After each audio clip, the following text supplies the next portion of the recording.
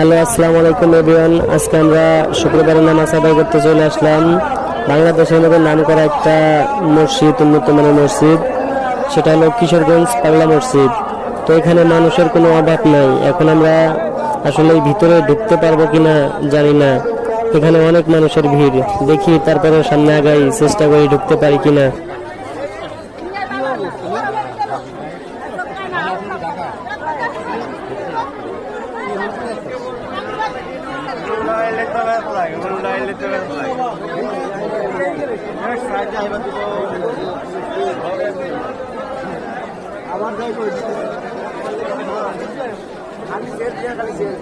তো গাইস, দেখতেই পাচ্ছেন এখানে ঢোকার মতো কোনো একবারে অপশন নাই কেই, কারণ এখানে হাজার হাজার মানুষ আছে নামাজ পড়ার জন্য।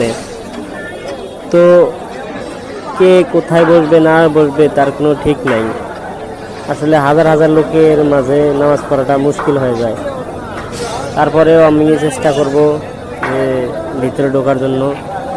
যাইতে থেকে দেখি কতদূর যাওয়া যায়।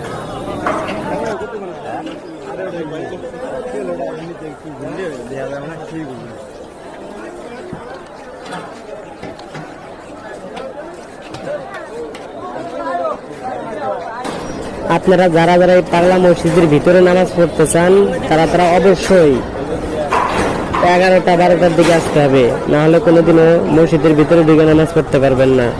আমরা আজকে একটু লেট করার কারণে আমরা মসজিদের ভিতরে নামাজটা পড়তে পারি নাই। তো আপনারা যদি নামাজ পড়তে চান মসজিদের ভিতরে, তো 1 থেকে 2 ঘন্টা আগে আসতে হবে। আসলে এই পাগলা মসজিদে নামাজ পড়াটাও একটা সৌভাগ্যের ব্যাপার। যারা যারা এই পাগলা মসজিদে নামাজ পড়তে চান বা নিয়ত করেছেন আশা, তাদের আশা যেন আল্লাহ তাআলা পূর্ণ করে দেন। সবাই যেন এই পাগলা মসজিদে নামাজ পড়তে পারে। আসলে আমি নিজেই হাজার হাজার শুকরিয়া আদায় করি আল্লাহর কাছে যে আজকে আমি এই পাগলা মসজিদে নামাজ পড়তে পারলাম।